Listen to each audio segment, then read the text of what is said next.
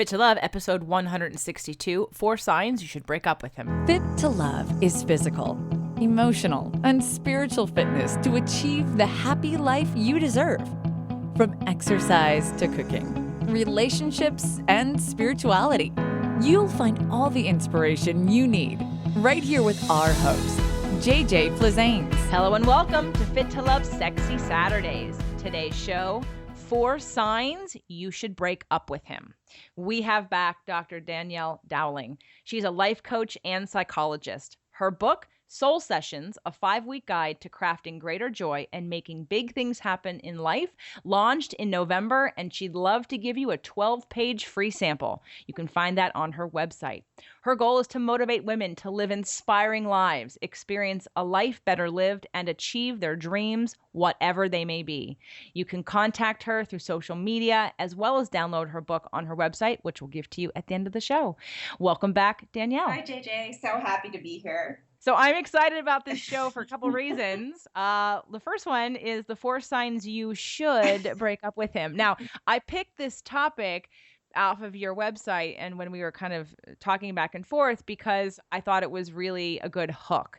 I thought a lot of people would want to know someone else's opinion about why you should break up with him. But for those of you that are listening and you've been listening for a while, you know that I've done a show on the word should. And we were talking before our recording today about that word. So can you just mention what you were talking about? Yeah, no, I was joking because I said I've written blog posts about eliminating the word should from your vocabulary. But I thought about replacing the word should in the title with 4 signs you can break up with him, 4 signs you could break up with him, but just like nothing was sounding as good as 4 signs you should break up with him. So I kind of just rolled with it. But I know it's not the best word. Well, we're going to use it as a fun and playful word today. And of course, to me, because Marshall Rosenberg, the founder of Nonviolent Communication, says that should's one of the most violent words we use because it indicates someone doesn't have a choice. Yeah. But obviously in this situation, of course, we know you have choice. Of course, this isn't we're going to find you and make sure that you break up with your, relationship.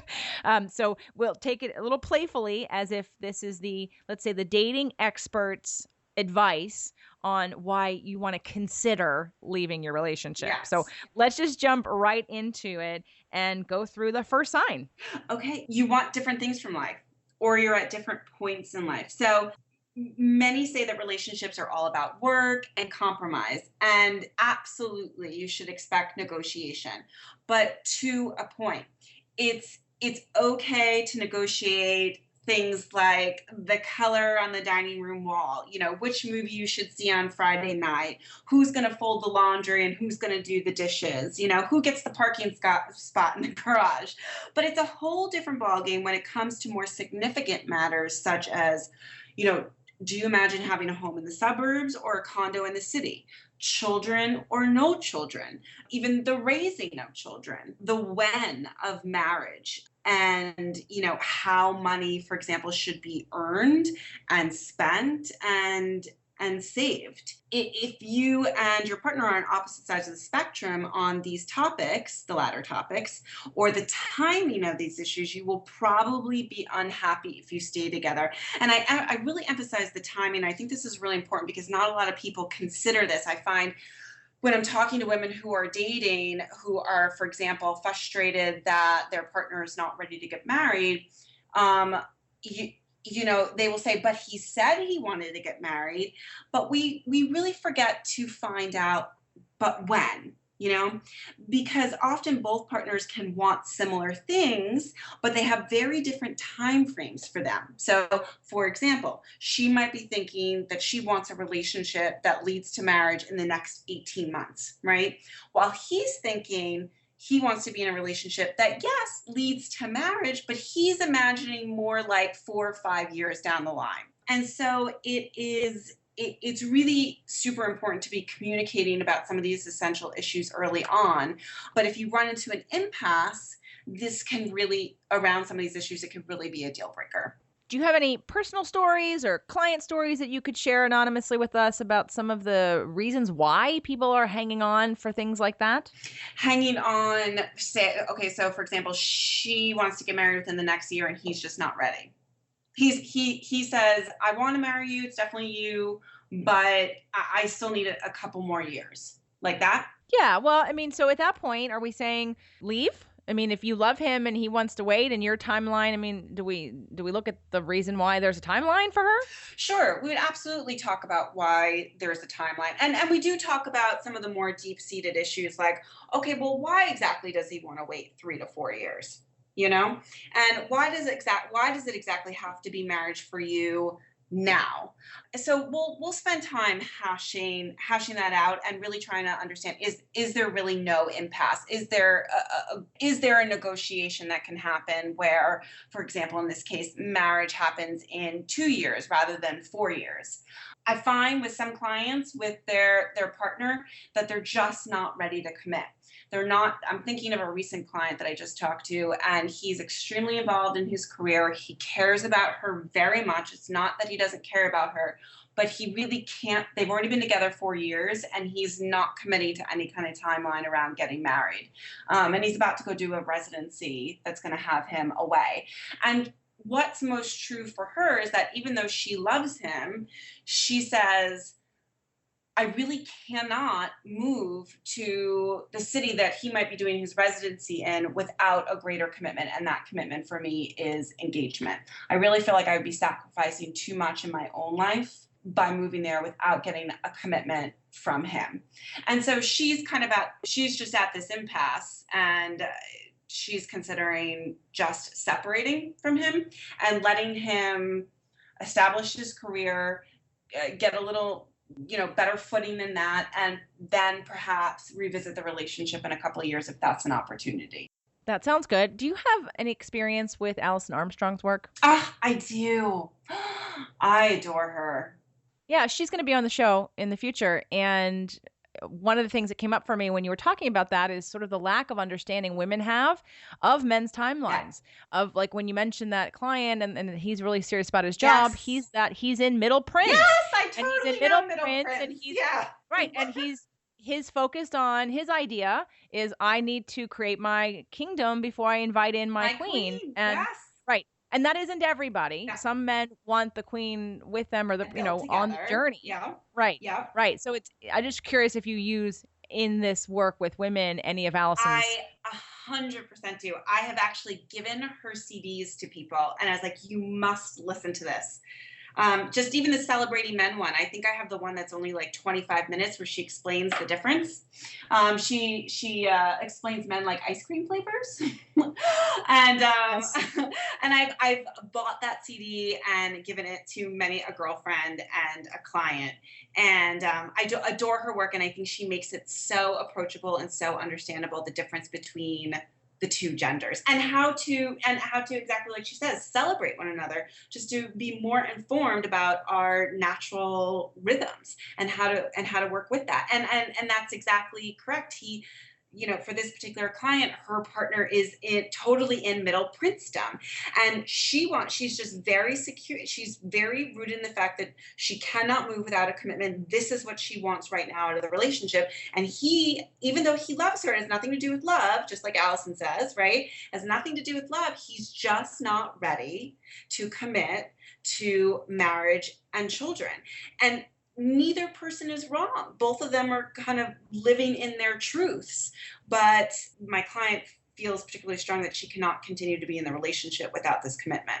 And he feels pretty strongly that he's not ready to give that commitment. And so it's unfortunate because it's not a matter of love, but it comes down to a matter that, they're just at different points in their life. The when of all of this is they're not on the same page. Got it. And for those of you that are now very curious about Allison's work, you can go to fittolove.tv under products and resources and find a link to all of Allison Armstrong's work. And she will be on the show in the next couple of months. So stay tuned for that. I really adore her. Me too. And her work is really important in the world. So I'm happy she'll be doing 2 shows with us. So let's talk about so the first sign that you want to break up with him is that you're in different places on deeper issues that are timely, or like you said about how to raise them. Definitely religion, Yes. I think, is a big one too. So what's number 2? When you find yourself arguing over the same very heated topics, right? Now, and I think this has to do with conflict style too. If you're a couple where your conflict style, like your conflict language with one another, is that you both yell, then that's one thing. But if you have a more quiet conflict style where you like to talk and address, and the other person likes to yell and scream and slam things, that's going to be very disruptive to the relationship. But what I'm really talking about is very, very heated topics that you simply can't get around. And I am a proponent with all of my clients, whether it comes to relationship or careers, my first gut instinct is not to tell them, okay, just get out. My first instinct is to say, well, how can we work with it? Are there areas of compromise? Are there areas of negotiation? Have we had any honest communication? Where can we kind of push and pull? How can we make it work? What issues, if we could address and manage better, would actually help the relationship to operate much more smoothly, and everybody would be happy. So my first gut instinct is, how can we help it along? How can we work with it?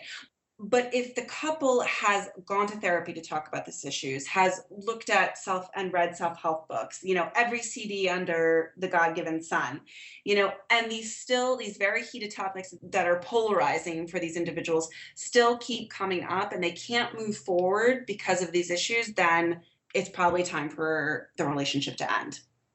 Saying that, you'll work on it and actually taking the action to change behavior are two very different things.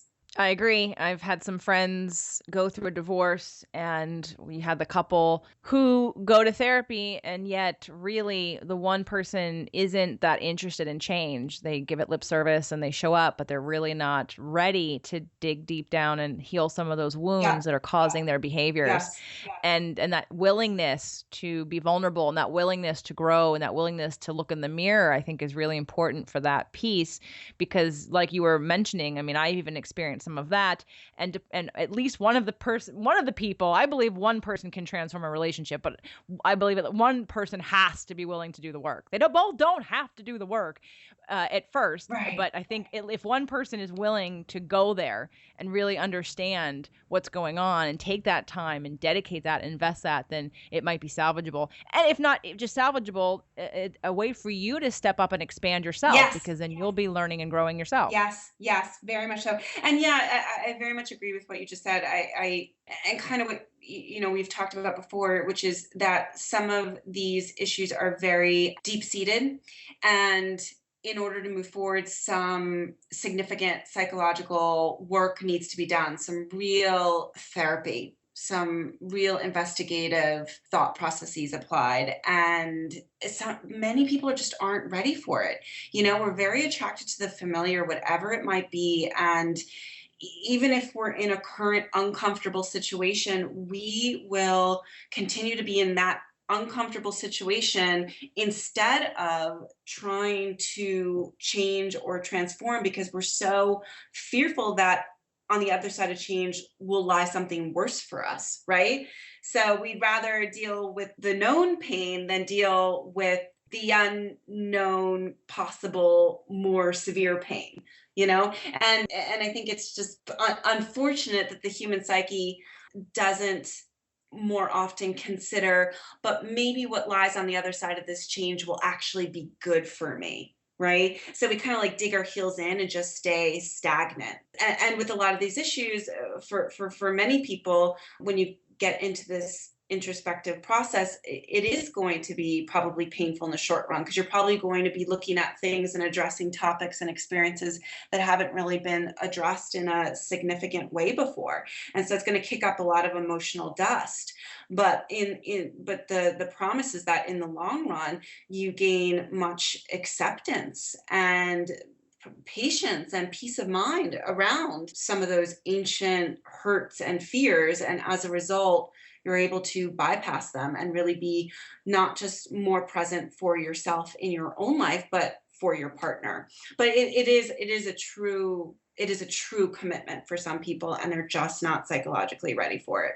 So to cap the step 2, when you're arguing over the same heated topics over and over again and no one's really willing to grow. Yes. Okay, so let's move to number 3, the third sign. You don't trust them. You don't trust them. And I almost feel like this should be number 1. Can I move it back to, can I make it number 1? I mean, trust, you don't have a relationship if you don't trust one another. Once the trust is broken, it is very, very, very hard to reestablish. It's that sensation, you can't quite put your finger on it, but something seems off. It's suspicious, suspect. And a lot of times the fear of being alone, or what I hear from a lot of women is having to start over, it is enough for them to dismiss that gut instinct of not trusting their partner. And I think that we have to be a hell of a lot more courageous and trust that gut instinct. And when we feel like we can't trust this person, to really do some investigation around that, really sit down and have possibly some very honest conversations with our partner. And maybe we find out that we were exactly right. That we can't trust this person. Something was going on, and our gut instinct was, right on. But if the trust isn't there, you don't have a relationship. I agree. And I think that there's I don't want to say a fine line, because that makes it sound like someone can cross it in a negative way. But I think that there's a veil between sort of that instinct and, are you having an instinctual intuition or hit about trust, or are you having a reflection back about something that's going on with you, right? Sure. And so I think I know for a lot of people, sometimes I use a lot of law of attraction. So to me, you attract exactly where you are. And if you're at the place where you don't trust yourself, then you're going to invite others to show that to you. And it's going to show up because you don't trust yourself and you have a belief that others aren't trustable. So that's because you're going to get whatever it is you think about. Whatever you believe is what's going to happen. And so that is like a gift.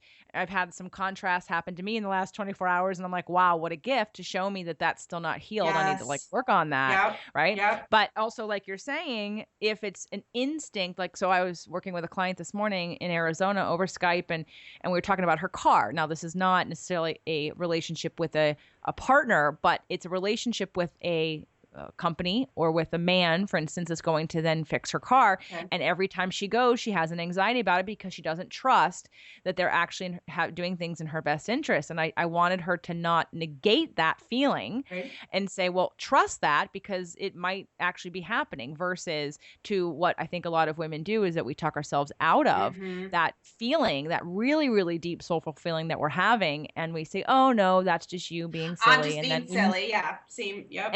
And we miss all the signs.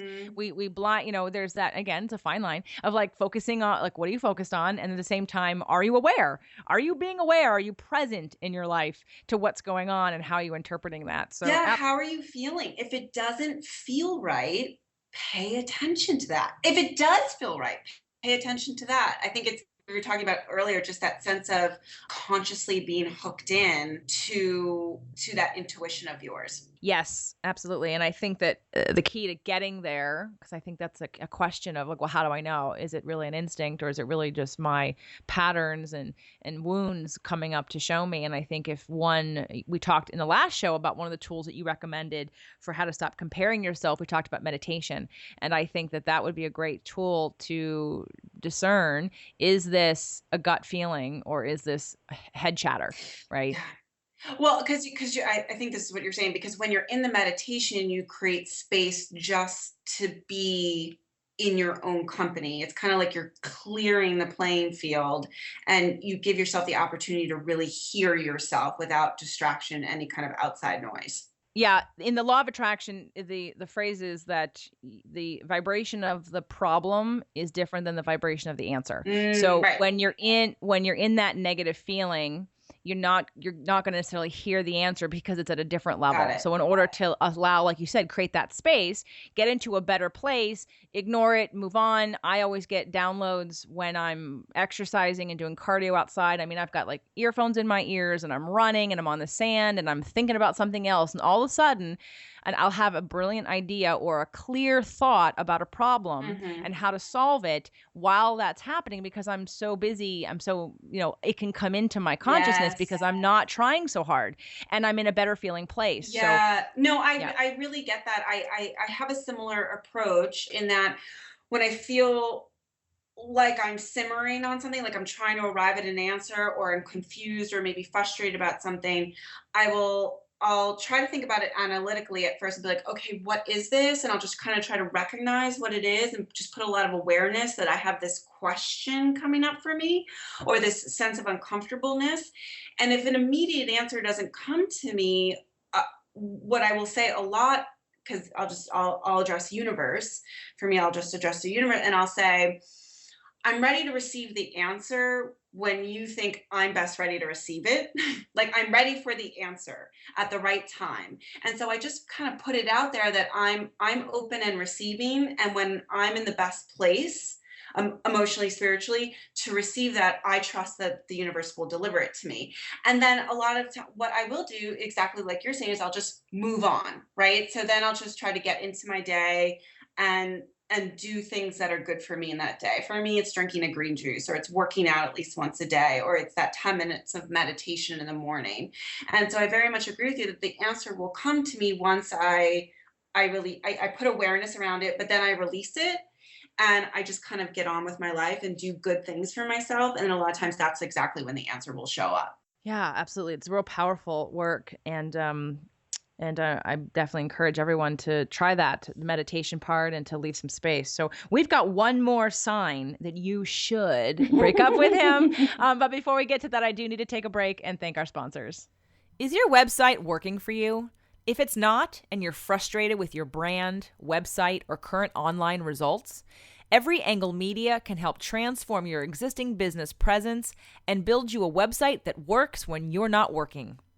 Every Angle Media is a full-service web development firm that specializes in solving problems with open-source solutions. We offer complete design services, custom content management systems, fully integrated e-commerce solutions, cross-platform mobile development, and custom third-party integration, and we're here to help. Visit our site to see our work at everyanglemedia.com or give us a call at 310-798-7228. Again, that's everyanglemedia.com. What does your self-care routine have to do with dating and relationships? Everything. How you treat yourself is the blueprint for how you show others how to treat you. I call this your body blueprint. Ready to change your body blueprint and manifest better quality relationships and physical results? I am giving away free copies of the second edition of Fit to Love, How to Get Physically, Emotionally, and Spiritually Fit to Attract the Love of Your Life, when you subscribe to this podcast. Visit fittolove.tv/ebook to download your copy today. That's FIT2LOVE.tv/ebook. Let's transform your body and your relationship. All right, Danielle, what is the fourth sign that someone would really want to consider leaving their relationship? Yeah, when your self-esteem is under attack, do you feel more self-conscious because of the way they treat you or don't treat you, right? So did you feel more sure and more confident and more clear about yourself before you were with this partner, right? I very much had an experience like this where prior to dating this person, I felt clear and confident and directed. And as a result of being in a relationship with him, he would just take little digs at me, kind of passive aggressive digs. And it was a control issue for him. And he would try to kind of just put me in my place and just chip away at my self-esteem. And I realized at some point while I was going through the relationship with him that I actually feel more self-conscious about myself as a result of being in a relationship with him. And that was, one of the catalysts to me really getting out of that relationship. So pay attention how you feel in that person's company. You want to be with a partner who knows that you are not perfect, but, kind of treats you like you are. In the end, the relationship you have with yourself is more crucial than any relationship you can have with a partner. So, and our extended participation in a relationship where we continually do not allow or we continue to allow ourselves to be treated poorly is us really, an indication that we're ignoring our needs. Perfect. Yes, absolutely.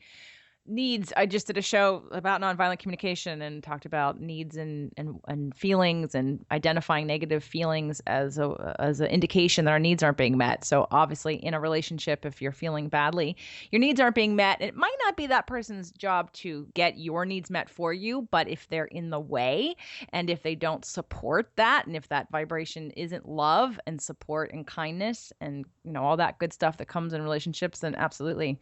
If you feel worse around that person, continually, and you can really stand back and look at that, I think, and take some responsibility for it and learn from why you attracted them and what can you get from this, but then to say maybe it's them. I dated a guy like that, and I didn't realize that it was all his internal poison that he'd spit out at me, and I just didn't get it. And it was years ago, and there was a deeper reason. He ended up being gay. Oh, there you go. But, and I once I kind of figured that out, I was like, wow, because he was just never nice to me, and he would criticize what I wore, and I was like, what is your deal? Yeah, little picks over time, just little, and it, like, at first you don't really notice it, but it'll build and it'll build and and then suddenly you wake up one day and you're like, I don't feel good about me, or you're always self-conscious around them, or you're waiting to be, kind of reprimanded or verbally attacked.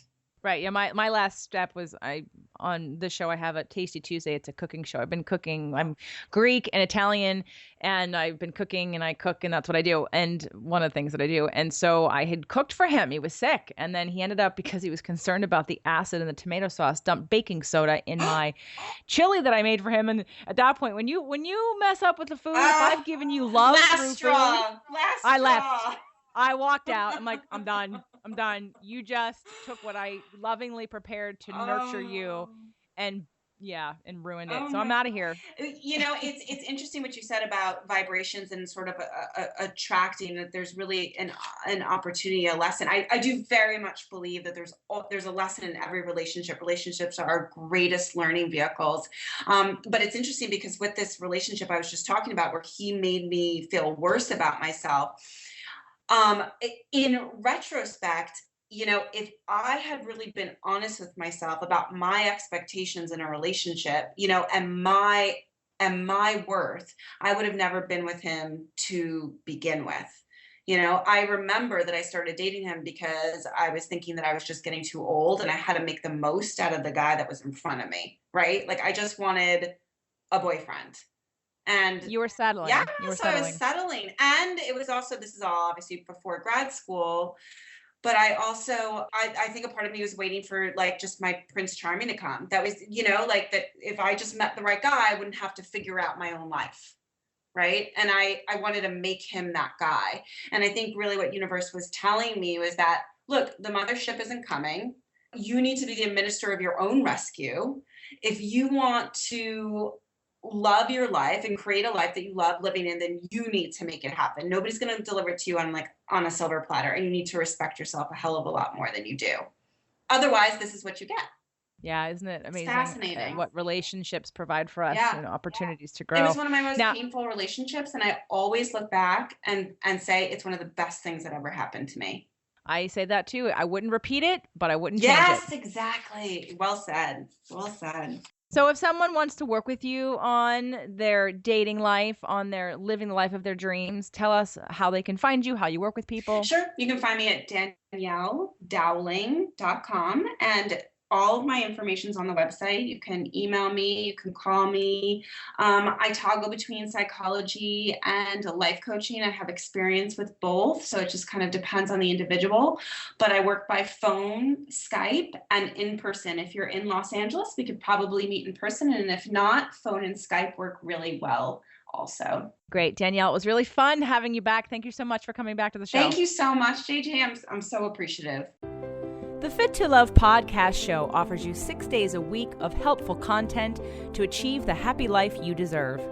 Movement Mondays and Tasty Tuesdays are weekly video casts, while Wellness Wednesdays, Thoughtful Thursdays, Freedom Fridays, and Sexy Saturdays are audio-only shows themed every week to address your holistic life and needs. If the show inspired you, we would love for you to share it and subscribe. Thank you so much for joining us today. Head on over to fittolove.tv for recaps of every show, resources, and to join the community. That's FIT, the number 2, LOVE.tv. Have a fit and fabulous day.